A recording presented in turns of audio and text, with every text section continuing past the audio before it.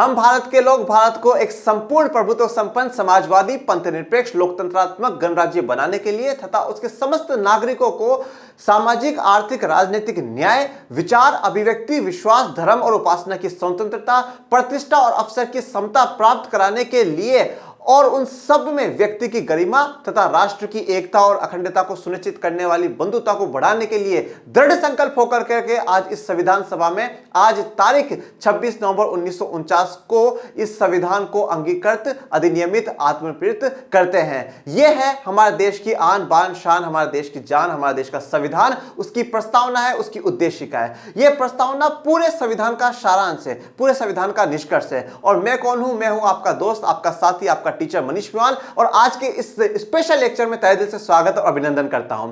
प्यारे बच्चों, यह वही प्रस्तावना है, यह वही प्रियम्बल है जिसको पढ़ करके आप पूरे भारतीय संविधान के बारे में जान सकते हैं कि हमारा संविधान कैसा है। यह वही प्रस्तावना है, यह वही प्रियम्बल है जो आपको आज तक आपकी अलग अलग किताबों पर फर्स्ट पेज पर देखने को मिला होगा, परंतु ना तो कभी आपने खुद ने इच्छा से इसको जानने की कोशिश करी, ना कभी आपको स्कूलों में टीचर्स ने कहा कि बच्चों इसे पढ़ो, इसे समझो, इसे जानो, ये देश की शान है, ये देश की जान है, इसे समझो। ना आपने प्रयास करे, ना आपके टीचर्स ने प्रयास करे।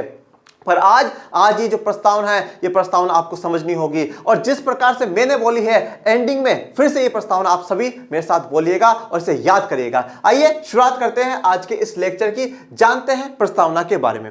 आप सभी को पता है कि जो भारत का संविधान है वो 9 दिसंबर 1946 से बनना शुरू हो जाता है। 9 दिसंबर 1946 से बनना शुरू हो जाता है। 13 दिसंबर 1946 को जवाहरलाल नेहरू जी एक उद्देश्य प्रस्ताव लेकर के आते हैं, ऑब्जेक्टिव रिजोल्यूशन लेकर के आते हैं। उसमें यह बताया जाता है कि संविधान सभा के क्या क्या उद्देश्य हैं, वो क्या क्या ऑब्जेक्टिव, क्या क्या काम करेंगे।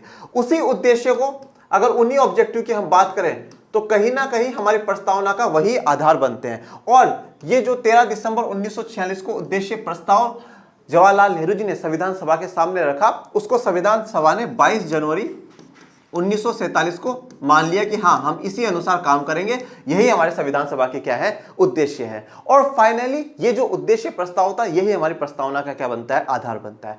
अब सबसे इंपॉर्टेंट बात यह है कि यहाँ पर अलग अलग शब्द दिए गए हैं। ठीक है, प्रभुत्व संपन्न क्या होता है, धर्मनिरपेक्षता या पंथ निरपेक्षता क्या है, लोकतंत्रात्मक मतलब, गणराज्य मतलब, ये सब बहुत डिफिकल्ट से वर्ड्स दिए हुए हैं। इन वर्ड्स का मतलब क्या होता है, इन्हें समझना बहुत जरूरी। जैसे देखिए कि कुछ चीजें होती है कि एक चीज होता है पढ़ना। जैसे हम लोग क्या है कि घरों में जब कोई धार्मिक पाठ होता है तो हम जो श्लोक आते हैं वो श्लोक पढ़ते हैं कि हाँ हाँ ऐसा है। पर सच में जो इंपॉर्टेंट बात है, उन श्लोकों को समझना, उसके पीछे का भाव समझना, उसका मीनिंग समझना, वो बहुत इंपॉर्टेंट बात है।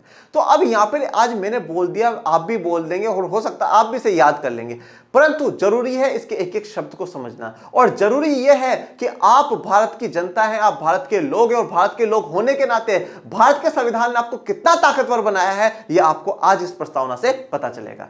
सबसे पहला जो शब्द है वो है हम भारत के लोग। हम भारत के लोग संविधान को अंगीकृत अधिनियमित और आत्मप्रेरित करते हैं। देखिए, हम भारत के लोग, पहले तो ये जो 3 शब्द दिए गए, अंगीकृत अधिनियमित और आत्मप्रेरित, इसको समझिए। अंगीकृत का मतलब होता है अपना लेना, हमने क्या कर लिया है, इस संविधान को अपना लिया है। अधिनियमित का मतलब, अब जिन बच्चों ने क्लास 11th का लेक्चर 1 देखा होगा, चैप्टर 1 का, उनको पता है कि अधिनियमित संविधान कुछ ऐसे संविधान होते हैं जो कि समूह के द्वारा बनाया जाए, लोगों के समूह के द्वारा बनाया जाए। तो हमारा संविधान सभा ने बनाया था। और आत्मप्रेरित करने का मतलब क्या है, अब ये हमने खुद को सौंप दिया है। ठीक है, अभी हमने क्या कर दिया, खुद को ये संविधान सौंप दिया। खुद को मतलब भारत के लोगों ने भारत के लोगों को ये संविधान सौंप दिया है। अब यहाँ पे जो भारत के लोगों संविधान को अंगीकृत अधिनियमित और आत्मप्रेरित करते हैं, इसके 3 मतलब निकलते हैं, इसके 3 अर्थ हैं, फर्स्ट, सेकंड और थर्ड। आइए तीनों को जानते हैं। प्रथम है, संविधान के द्वारा अंतिम प्रभु सत्ता भारतीय जनता में निहित की गई है। इसमें यह बात कही गई है कि संविधान के द्वारा, देखिए एक बात ध्यान दीजिएगा, संविधान भारत में सर्वोच्च है, सबसे ऊपर अगर कुछ है तो वो भारत का संविधान है। और इस संविधान की जो अंतिम प्रभु सत्ता है, इसकी जो अंतिम पावर है, इसकी जो अंतिम ऑथोरिटी है, वो किसको बनाया गया है, जनता को बनाया गया। मतलब ये संविधान भी सबसे ज्यादा पावरफुल किसको बनाता है, भारत के लोगों को, भारत की जनता को। द्वितीय संविधान निर्माता भारतीय जनता के प्रतिनिधि है। और दूसरी बात कही गई है कि जो भारतीय संविधान निर्माता है, जो 299 सदस्य हैं, वो क्या है, भारतीय जनता के प्रतिनिधि हैं। मतलब उनको भारत की जनता ने चुना है और भारत की जनता के इच्छा के अनुसार ही वो संविधान का निर्माण कर रहे हैं। तृतीय, भारतीय संविधान भारतीय जनता की इच्छा का परिणाम है और भारतीय जनता ने ही इसे राष्ट्र को समर्पित किया है। और तीसरी इंपॉर्टेंट बात यह कही गई कि जो भारतीय संविधान है वो किसकी, भारतीय जनता की इच्छा का परिणाम है। मतलब ऐसा नहीं है कि जबरदस्ती संविधान बनाया गया हो, लोगों की इच्छा थी कि देश का संविधान हो, देश का कानून हो, उसका निर्माण होना चाहिए और यह भारत की जनता की इच्छा से ही निर्माण हुआ है। और राष्ट्र को ये संविधान किसने सौंपा है, किसने समर्पित किया है, जनता ने समर्पित किया है। अब इसका मतलब क्या है, आप बहुत सी बार देखते होंगे कि जैसे प्रधानमंत्री हो गए, मुख्यमंत्री हो गए, जैसे कहीं हॉस्पिटल बना है, अब उस हॉस्पिटल को फिर एक न्यूज आती है, आज माननीय प्रधानमंत्री श्री नरेंद्र मोदी जी ने इस हॉस्पिटल को राष्ट्र को समर्पित किया।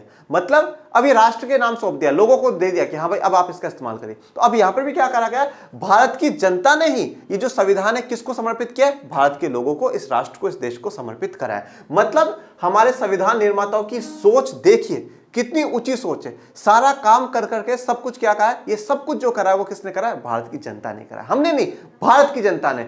और देखिए सबसे सर्वोच्च है संविधान, और संविधान का जो फर्स्ट पेज है वो क्या है, प्रस्तावना। और उस प्रस्तावना में भी सबसे पहले क्या लिखा गया, हम भारत के लोग। मतलब सोचिए कि आपकी कितनी पावर है, हम कितने इंपॉर्टेंट है। पर हम लोग क्या है, हम नेताओं से दब जाते हैं, हम किसी से दब जाते हैं, हम कभी गलत के खिलाफ आवाज नहीं उठाते हैं, बस हम चलते रहते हैं, हम हमारा जीवन जीते जाते हैं। हम सही को समर्थन नहीं करते, हम गलत को समर्थन करने लग जाते हैं। हमारे संविधान निर्माताओं ने इतनी उम्मीदों के साथ सबसे पहला किसका नाम लिया, हम भारत के लोग। सबसे ऊपर कौन है, भारत के लोग, भारत की जनता। हम भारत के लोग शब्दों का एक अंतर्निहित अभिप्राय यह भी है कि क्योंकि भारतीय जनता संविधान को निर्मित तथा स्वीकृत किया है, इसलिए भारतीय संघ का कोई एक राज्य न तो संविधान को समाप्त कर सकता है और न ही संविधान द्वारा निर्मित संघ से संबंध विच्छेद कर सकता है। अब देखिए जो हम भारत के लोग लिखा उसमें जो 3 इंपॉर्टेंट बातें थी वो तो हमें क्लियर हो गई, पर कुछ चीजें क्या होती है, अंदर छुपी हुई होती है, कुछ बातें अंदर छुपी हुई थी। तो यहां पर कहा गया एक अंतर्निहित अभिप्राय है, जो इन सारी बातों के पीछे एक अंतर्निहित मतलब एक अंदर एक कुछ बात छुपी है। वो क्या है, वो ये है कि भारतीय जनता संविधान को निर्मित तथा स्वीकृत किया है। अभी क्या कहा गया कि जो संविधान है वो किसने बनाया, भारतीय जनता ने बनाया, और भारतीय जनता ने क्या कर लिया, उसको स्वीकृत कर लिया, मतलब एक्सेप्ट कर लिया, अपना लिया। इसलिए भारतीय संघ का कोई एक राज्य न तो संविधान को समाप्त कर सकता है और न ही संविधान द्वारा निर्मित संघ संबंध विच्छेद कर सकता है। यहां पर 2 बातें करी गई। देखिए पहली बात समझिएगा कि इस संविधान को पूरे भारत के लोगों ने बनाया, भारत की जनता ने बनाया। जब भारत की जनता ने बनाया है तो कोई भी एक राज्य इस संविधान को समाप्त नहीं कर सकता है, इस संविधान को खत्म नहीं कर सकता है। ओके, दूसरी बात यह कही गई है कि कोई भी एक राज्य भारत के संघ मतलब इस पूरे भारत देश से अलग नहीं हो सकता है। कल को उड़ीसा बोले नहीं मैं तो अलग होना चाहता हूं, मैं अलग राष्ट्र बनाना चाहता हूं, नहीं, ये पॉसिबल नहीं है, ये नहीं हो सकता है। तो यहां पे 2 बातें कही गई कि एक तो एक अकेला कोई राज्य मिलकर के संविधान को समाप्त नहीं कर सकता, बदल नहीं सकता, और दूसरा कोई भी राज्य इस संघ से अलग नहीं हो सकता। क्यों नहीं हो सकता, क्योंकि ये संघ का निर्माण कहां पर हुआ है, संविधान में हुआ है। संविधान में ये बात लिखी गई है और संविधान को किसने बनाया, भारत की जनता ने बनाया है। और जब भारत की जनता की हम बात कर रहे हैं तो उसमें सभी आ रहे हैं, सभी लोग आ रहे हैं, तो फिर आपकी ही इच्छा क्यों मानी जाएगी, सबसे पूछा जाएगा। कुछ बदलना हो तो आपकी क्यों माने, सबसे पूछा जाएगा। फिर दूसरा है संपूर्ण प्रभुत्व संपन्न। भारत में किसी विदेशी सत्ता का अधिकार नहीं है, किसी भी अंतर्राष्ट्रीय समझौते या संधि को मानने के लिए बाध्य नहीं है। देखिए प्रभुत्व संपन्न का मतलब अगर आप इंग्लिश में देखेंगे तो होता है सॉवरेन। सॉवरेन। अब 1947 में भारतीय स्वतंत्रता अधिनियम आया, भारतीय स्वतंत्रता अधिनियम आता 1947 में, जिससे कि भारत आजाद हुआ। इसमें यह बात कही गई कि जो 2 राष्ट्र बने हैं भारत और पाकिस्तान, जब तक इनके संविधान का निर्माण नहीं हो जाता, जब तक इनके संविधान का निर्माण नहीं हो जाता, ये क्या रहेंगे, अधिराज्य की स्थिति में रहेंगे,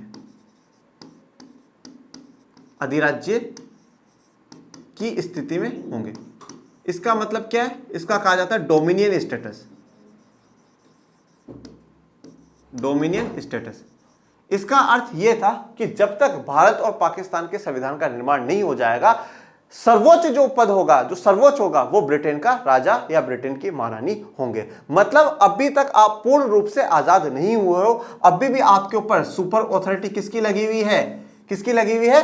वहां के राजा की या वहां की रानी की। उस समय राजा था तो राजा क्या होगा? वहां का सुप्रीम होगा। आप जब तक आपके संविधान का निर्माण नहीं कर लेते हो। जब अब 26 नवंबर 1949 को संविधान का निर्माण हो गया और 26 जनवरी 1950 को जब भारत में संविधान लागू हो गया तो हम क्या हो गए? इस अधिराज्य की स्थिति से हट गए। इस अधिराज्य की स्थिति से हट गए और अब हम बिल्कुल पूर्ण रूप से क्या है? अब हम आजाद हैं। हम बिल्कुल पूर्ण रूप से फ्री है। अब हमारे ऊपर किसी का ही कंट्रोल नहीं है। अब भारत संपूर्ण रूप से क्या है? आजाद है, फ्री है। अब इसका प्रभुत्व संपन्न का मतलब एक तो ये हो गया कि अब हम अधिराज्य की स्थिति में नहीं है। किसी भी बाहर की शक्ति का, किसी भी बाहर के देश का हमारे देश पे कोई कंट्रोल या कोई नियंत्रण नहीं होगा। क्या कहा गया है? विदेशी सत्ता का अधिकार नहीं। अब भारत पे किसी भी विदेशी सत्ता का अधिकार नहीं। विदेशी सत्ता मतलब कोई बाहर की शक्ति हो, बाहर की सरकार हो, कोई दूसरा राष्ट्र हो, उसका भारत पे कोई भी अधिकार नहीं है। और कब तक था? 26 जनवरी 1950 तक था, पर अब नहीं है। किसी भी अंतरराष्ट्रीय समझौते या संधि को मानने के लिए बाध्य नहीं है। और यह बात ध्यान रखिएगा, प्रभुत्व संपन्न या सोवरेन का मतलब यह भी है कि हमें जरूरी नहीं है कि कोई समझौता हो रहा है, कोई संधि हो रही है, हम उसे माने। हम बिल्कुल भी बाध्य नहीं है। हम बाउंडेशन में नहीं है, हम आजाद है। हमारी इच्छा होगी तो हम मानेंगे और हमारी इच्छा नहीं होगी तो हम नहीं मानेंगे।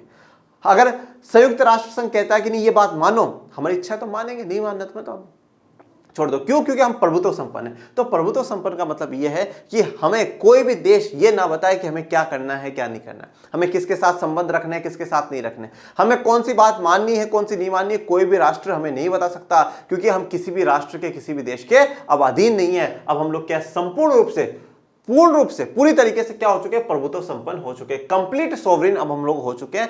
पूर्ण रूप से हम लोग आजाद हो चुके हैं। समाजवादी राज्य, देखिए अब आपको एक बात बताता हूं। ये जो समाजवाद शब्द जो जोड़ा गया है, ये 1976 में भारत के संविधान की प्रस्तावना में जोड़ा गया था। 1976 में जोड़ा गया था। जब स्टार्टिंग में संविधान बना 1950 में, तब ये शब्द नहीं था, प्रस्तावना में नहीं था। और समाजवादी शब्द 1976 में जोड़ दिया गया। जब संविधान बन रहा था, जब संविधान सभा में चर्चा चल रही थी, तो कुछ लोगों का मानना था कि संविधान को क्या कर दिया जाए? समाजवादी राज्य घोषित कर दिया जाए। पर पहले ये समाजवादी आप समझ लीजिए, देख लीजिए, दो प्रकार की विचारधाराएं, एक है पूंजीवादी और दूसरी है समाजवादी।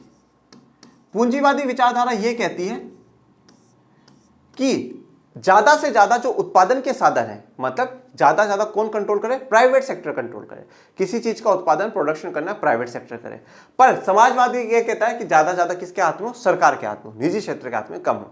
तो यहां पर कुछ लोगों का मानना था कि समाजवादी राज्य घोषित कर देना चाहिए, जहां पे ज्यादा से ज्यादा सरकार नियंत्रण करे, निजी क्षेत्र को नहीं होना चाहिए। जिससे क्या होगा कि अगर सरकार को हम ज्यादा अधिकार देंगे तो क्या होगा? समाज का भला होगा, समाज का विकास होगा। ये चाहते हैं, समाजवादी राज्य की घोषणा करना चाहते थे। परंतु संविधान सभा में फिर अन्य लोगों ने कहा कि हमें किसी एक विचारधारा के साथ जुड़कर करके या संविधान को किसी एक विचारधारा में बांध कर करके संविधान नहीं बनाना चाहिए। क्योंकि अगर हम लोग ऐसा कर देंगे तो जो संविधान की जो लोकप्रियता है वो खत्म हो जाएगी। संविधान किस में आ जाएगा? विवादों में आ जाएगा कि भाई हमने समाजवाद की विचारधारा क्यों अपनाई, पूंजीवाद क्यों नहीं। और समाजवाद का मतलब यह भी है कि समाज का भला होना चाहिए, समाज के लिए काम होना चाहिए। तो क्या जो बाकी संविधान निर्माता थे वो नहीं चाहते थे कि समाज का भला हो? ऐसी बात नहीं है कि हाँ, उन्होंने समाजवादी राज्य घोषित नहीं करा, उन्होंने प्रस्तावना में समाजवाद का शब्द नहीं रखा। परंतु जब आप देखेंगे कि जो डीपीएसपी है, राज्य नीति निर्देशक तत्व है, उसमें समाजवाद के भले के लिए, समाज के लिए भले के लिए काम किए हैं। मौलिक अधिकारों में आप देखिए कि अस्पृश्यता का अंत, छुआछूत का अंत करना, ये क्या है? ये समाज का भला ही तो है। परंतु समाजवादी राज्य की हमने घोषणा नहीं करी है। 1976 में समाजवादी शब्द जोड़ दिया गया है, किसमें? हमारे संविधान की प्रस्तावना में। फिर बात करते हैं धर्मनिरपेक्षता। धर्मनिरपेक्षता का जो शब्द है वो भी 1976 में जुड़ा है। ओके, ये भी 1976 में जोड़ा है, ये पहले नहीं था। धर्मनिरपेक्षता का शब्द पहले नहीं था। धर्मनिरपेक्षता का मतलब क्या है कि हमारे देश में किसी भी धर्म के साथ किसी प्रकार का कोई भेदभाव नहीं होगा और सभी के सभी धर्मों को इक्वल ट्रीट करा जाएगा। कैसा ट्रीट करा जाएगा? बराबर ट्रीट करा जाएगा। देखिए, धर्म के आधार पर अगर आप देश देखेंगे तो दो तीन प्रकार के देश होते हैं। एक होते हैं नास्तिक। नास्तिक का मतलब क्या है? जो किसी भी धर्म को नहीं मानते, सभी धर्मों के विरोध में ही है, खिलाफ ही है, बोले ये धर्म भी बेकार, ये भी बेकार, ये भी बेकार, ये भी बेकार। फिर दूसरे होते हैं सैद्धांतिक। सैद्धांतिक कौन है? जो एक धर्म के लिए ठीक है, जैसे आप देखेंगे पाकिस्तान इस्लाम के लिए घोषित है, ठीक है, श्रीलंका बुद्धिस्टों के लिए घोषित है, तो वो एक धर्म के लिए। फिर उसके बाद तीसरा आते हैं धर्मनिरपेक्ष। वो ना तो एक धर्म के पक्ष में है और ना ही वो सभी धर्मों के विपक्ष में है। वो सभी धर्मों को समान रूप से इक्वली क्या करते हैं, ट्रीट करते हैं, समान रूप से बराबर उनको देखते हैं। ये धर्मनिरपेक्षता ये कहती है। अब धर्मनिरपेक्षता का जो शब्द है वो 1976 में प्रस्तावना में जोड़ा गया। अब इसका मतलब यह हुआ कि जो हमारे संविधान निर्माता है, क्या वो सभी धर्मों को बराबर इक्वल ट्रीट नहीं कर रहे थे?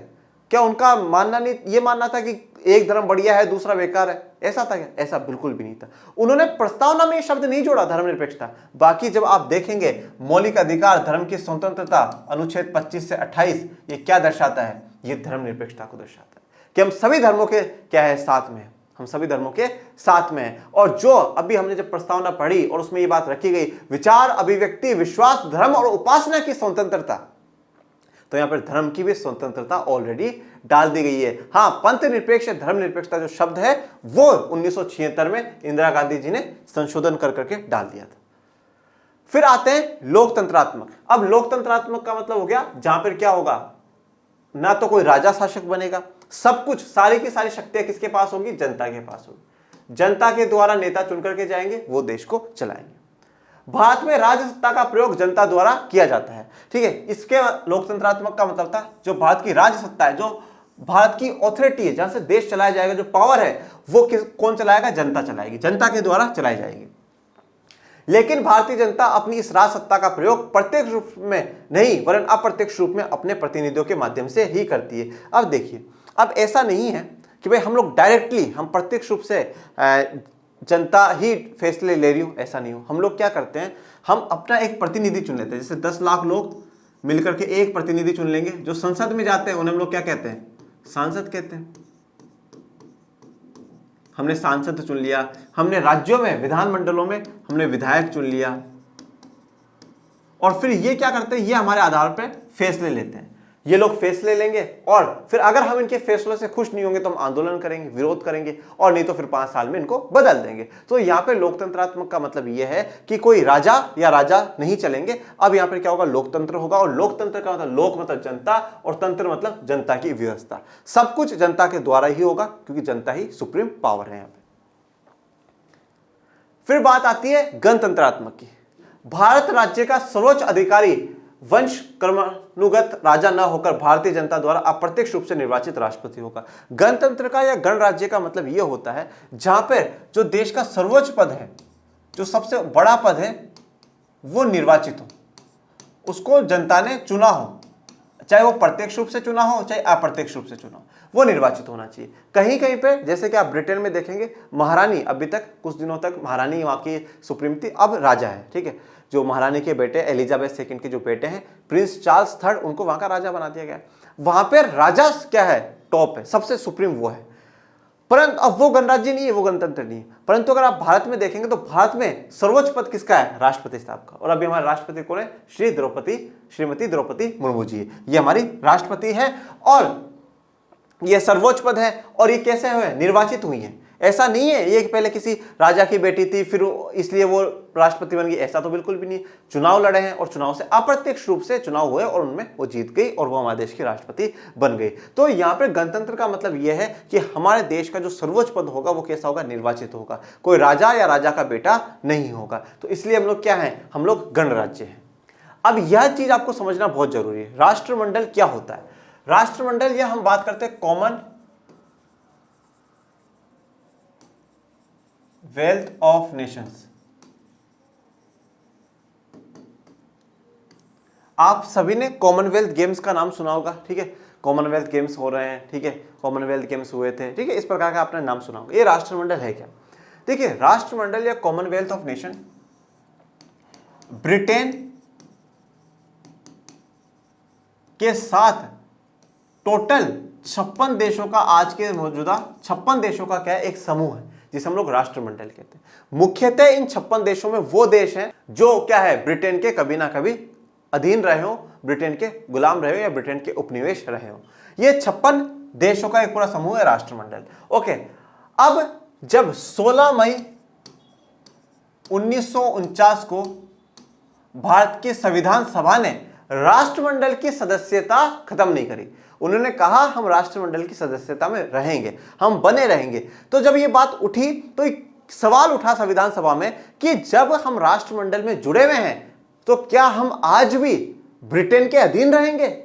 फिर तो हमारे गणतंत्रात्मक होने का कोई मतलब ही नहीं है भाई, क्योंकि राष्ट्रमंडल का हेड होना मतलब ब्रिटेन का हेड होना, और ब्रिटेन हेड है मतलब वहां की राजा या रानी जो है वो हेड रहेगी, वो इन सब पे राज करेगी। तो क्या ये बात सही है? ये बात बिल्कुल गलत है।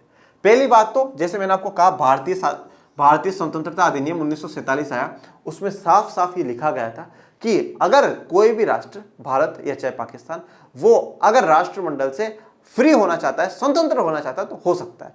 उनको रखे, उसमें जुड़े रहने के लिए कोई बाध्यता नहीं है, जरूरी नहीं है वो जुड़े रहे। उनकी इच्छा है, जुड़ना चाहते हैं तो जुड़े रहे, नहीं चाहते हैं तो हट जाए। उसके साथ दूसरी बात यह है कि राष्ट्रमंडल सिर्फ और सिर्फ एक संगठन है। यह कोई इस प्रकार का संगठन नहीं है जिससे कि क्या हो, देश पे अधीन होने का एक संकेत मिलता हो। ये तो एक इस प्रकार का संगठन है जो अनेक विकास के कार्यक्रम इन राष्ट्रों में कराता हो, अलग अलग प्रकार के कार्यक्रम कराता हो। जैसे कि आप देख लीजिए जो कॉमनवेल्थ गेम्स होते हैं वो इन राष्ट्रों के बीच में ही होते हैं। तो यहाँ पे कोई भी एक ऐसा संकेत हमें नहीं मिलता है जिससे कि राष्ट्रमंडल का सदस्य होने से हमारे भारत की लोकतंत्र व्यवस्था है, हमारे भारत की प्रभुत्व संपन्न व्यवस्था, हमारे भारत के जो गणतंत्र उद्देश्य हैं वो खत्म हो जाए, ऐसा बिल्कुल भी नहीं है। तो राष्ट्रमंडल में जुड़े होने से ऐसा कोई भी भावना मत रखिएगा कि हम लोग क्या आज भी ब्रिटेन के अधीन, ऐसा बिल्कुल भी नहीं। और सदस्यता को कब स्वीकार कर लिया गया था? 16 मई 1949 को संविधान सभा ने मान लिया था कि हाँ हम राष्ट्रमंडल के सदस्य बने रहेंगे, उससे कोई भी समस्या नहीं होगी। अब बात करते हैं सामाजिक न्याय की। समाज में व्यक्ति को व्यक्ति के नाते महत्व दिया जाना चाहिए और जाति, धर्म, वर्ण, लिंग, नस्ल, संपत्ति या अन्य किसी आधार पर भेदभाव नहीं किया जाना चाहिए। तो समाज में व्यक्ति को व्यक्ति के नाते देखिए, इंसान को इंसान के नाते देखिए, उसकी जाति, धर्म, लिंग, वर्ण, रंग, उन आधारों पर मत देखिए कि भाई वो किसके हैं, किस वर्ग से आ रहे हैं, कैसा उनका रंग है, उनकी संपत्ति कितनी है, उनके पास इनकम कितनी है। इन किसी भी आधार पर हम लोग क्या है, भेदभाव नहीं करेंगे। सामाजिक न्याय का तात्पर्य सभी नागरिकों को स्वतंत्रता के साथ समानता भी प्रदान करना है। और सामाजिक न्याय का मतलब क्या है कि स्वतंत्रता के साथ समानता भी देनी। हम आजादी तो देंगे, फ्रीडम तो देंगे, पर फ्रीडम के साथ साथ क्या हो, उनको इक्वल, समानता, बराबर भी वो रहेंगे, हर चीज में वो बराबर रहेंगे। तो समानता सभी को मिलेगी, किसी के साथ भी जाति, धर्म, वर्ण, लिंग, नस्ल, संपत्ति इनके आधार पर भेदभाव नहीं किया जाएगा। फिर बात करते हैं आर्थिक न्याय की। आर्थिक न्याय सामाजिक न्याय का पूरक है और इसका तात्पर्य यह है कि ऐसी व्यवस्था का अंत कर दिया जाना चाहिए जिससे कुछ साधन संपन्न व्यक्तियों द्वारा बहुसंख्यक साधनहीन व्यक्तियों का शोषण किया जाता हो। देखो अब यहाँ पर यह बात कही गई, आर्थिक अगर न्याय की आप बात करते हैं तो मतलब क्या हो, सब लोग आर्थिक रूप से बराबर हो, मतलब कोई गरीब या कोई अमीर ना हो। अब ये कैसे होगा? ये कब होगा? जब साधन संपन्न व्यक्ति है, जो साधन संपन्न व्यक्ति का मतलब जिनके पास खूब साधन हो, खूब धन दौलत, खूब पैसे, आराम वाले सारे सुख सुविधाएं उनके पास मौजूद हो। और जो बहुसंख्यक कौन है? साधनहीन, जिनके पास साधनहीन है, जिनके पास साधन नहीं है, उन व्यक्तियों का शोषण किया जाता है। तो उन साधन संपन्न व्यक्तियों द्वारा जो बहुसंख्यक साधनहीन व्यक्तियों का जो शोषण किया जाता है, ये शोषण खत्म हो जाए, ठीक है। या आप ये कह सकते हैं कि जो अमीर और गरीबी वाली खाई है वो खत्म हो जाए। अब ये कैसे होगी? ये जो उत्पादन के साधन है, ठीक है, जिससे उत्पादन किया जाता है, प्रोडक्शन किया जाता है, ये सब में बराबर में बट जाए, सब लोग उसका फायदा उठाए और सब उसके हिसाब से काम चले। इसीलिए भारत ने क्या था, मिश्रित अर्थव्यवस्था अपनाई थी।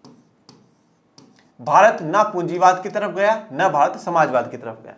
भारत ने मिश्रित अर्थव्यवस्था अपनाई, जहां पर यह भी बोला गया कि अगर कोई प्राइवेट अपनी कंपनी लगाना चाहता है लगाए, और जहां तक हो सके सरकार भी अपनी कंपनियां लगाएगी और गरीबों को उनको बराबर में लाने की कोशिश करेगी।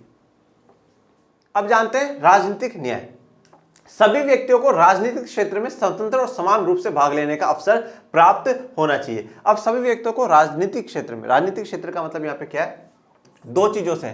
एक तो राजनीति में भाग लेने का मतलब क्या है कि आप एक तो मतदान कर सके, वोट डाल सके। तो इसके लिए तो हमने क्या कर दिया, 18 से ऊपर सभी व्यक्तियों को वोट देने का अधिकार दिया है, चाहे उनकी कोई जाति हो, कोई धर्म हो, कोई लिंग हो, कोई भी रंग हो, कैसी भी आर्थिक स्थिति हो, सबको वोट देने का अधिकार है। देश के राष्ट्रपति वोट डालेंगे तो भी एक गिना जाएगा, और देश का मजदूर वोट डालेगा तो भी एक गिना जाएगा, और सबको बराबर कर दिया गया। दूसरा, आप राजनीति में सभी लोग क्या है, भाग ले सकते हैं, चाहे उसकी इच्छा हो वो भाग ले सकता है, पर उसके लिए भी एक आयु फिक्स है। अगर आप 25 वर्ष के हो जाएंगे उसके बाद आप जो विधानसभाएं हैं उनमें और लोकसभा के चुनाव लड़ सकते हैं, और राज्यसभा के अगर लड़ने हो तो उसके लिए 30 साल की आयु आवश्यक हो जाती है। तो यहां से समान रूप से इक्वली क्या हो, भाग लेने का अवसर प्राप्त होना चाहिए। अब बात करते हैं स्वतंत्रता, समानता और भ्रातृत्व। भ्रातृत्व या आप ये कह सकते हैं बंधुत्व,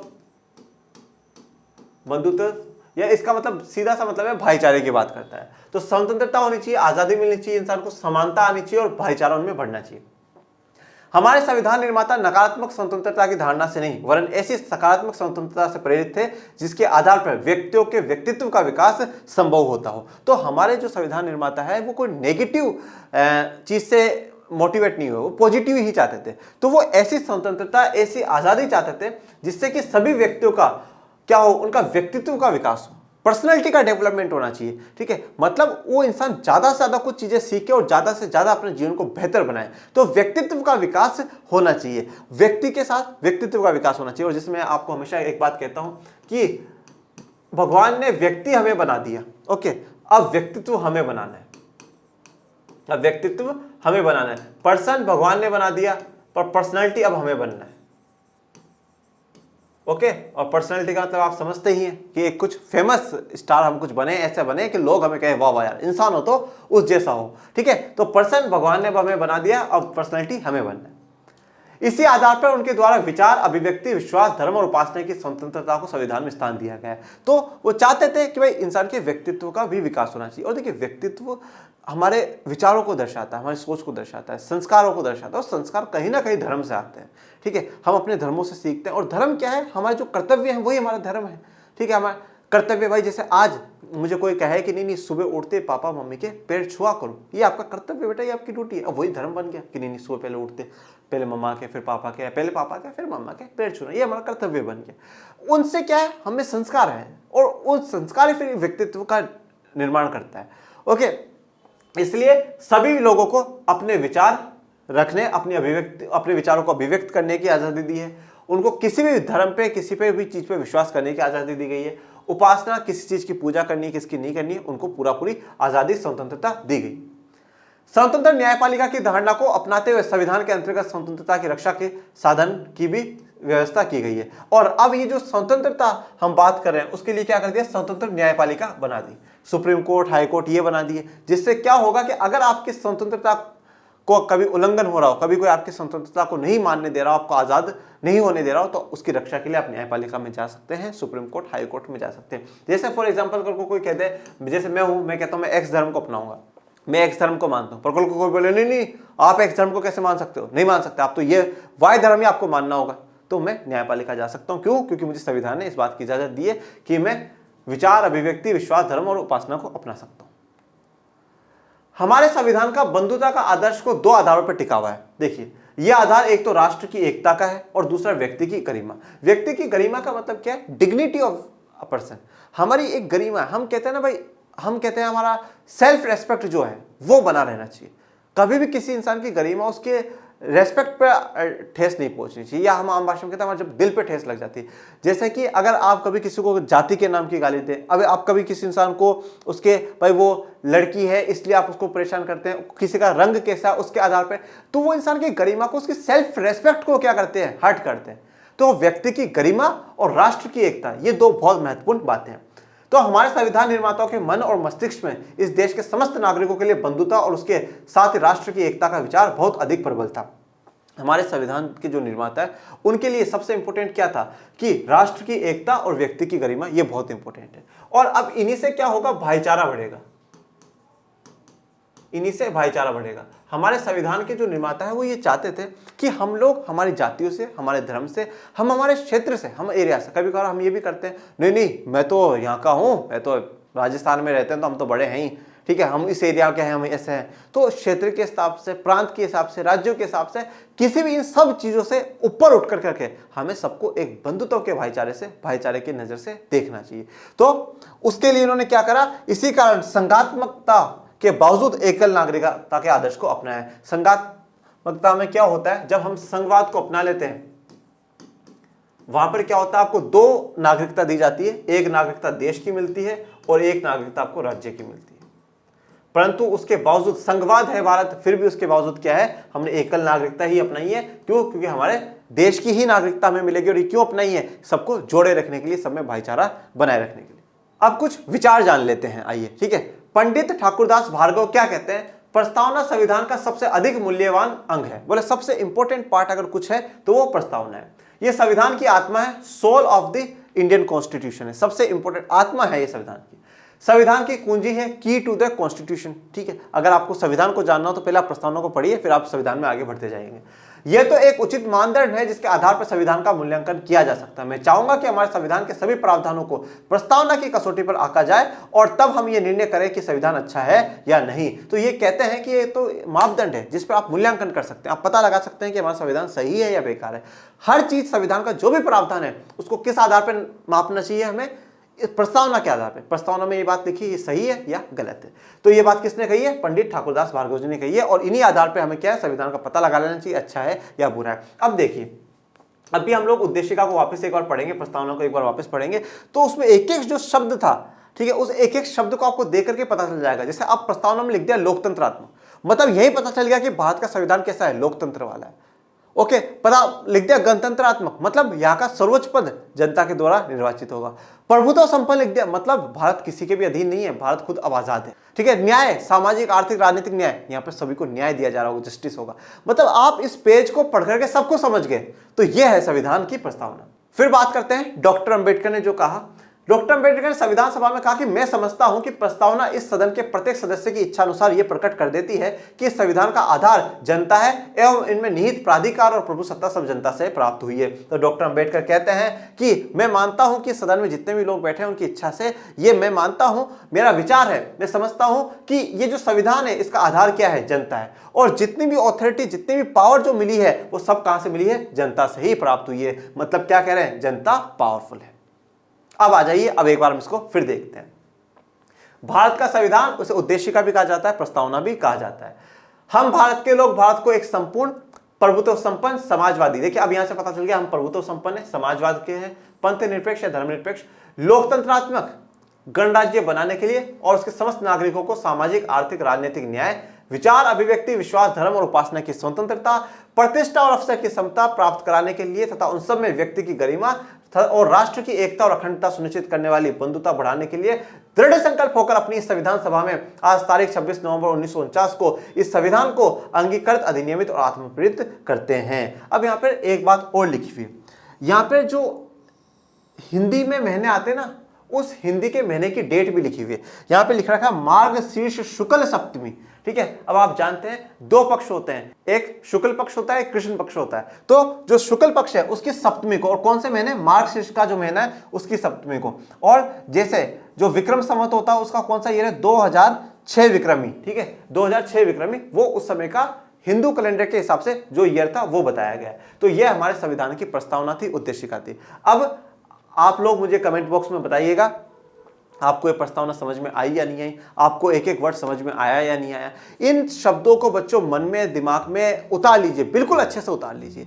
ओके, इसे याद करिएगा और इसे अपने जीवन में उतारिए, समझिए। और हमारा देश का संविधान दुनिया के सबसे बेहतरीन संविधानों में से एक है, सबसे बेहतरीन संविधान हमारा है। इस पर गर्व करिए और इस संविधान की रक्षा में आप सदैव सदैव खड़े रहिए, क्योंकि इस संविधान ने आपको सबसे सुप्रीम बनाया है, इस संविधान ने आपको सर्वोच्च बनाया है। तो इस संविधान के प्रति हमारा आदर, हमारा सम्मान सदैव रहना चाहिए और सदैव हमारा शीश इस संविधान के आगे झुकना चाहिए। इसी के साथ थैंक यू सो मच। जय हिंद, जय भारत।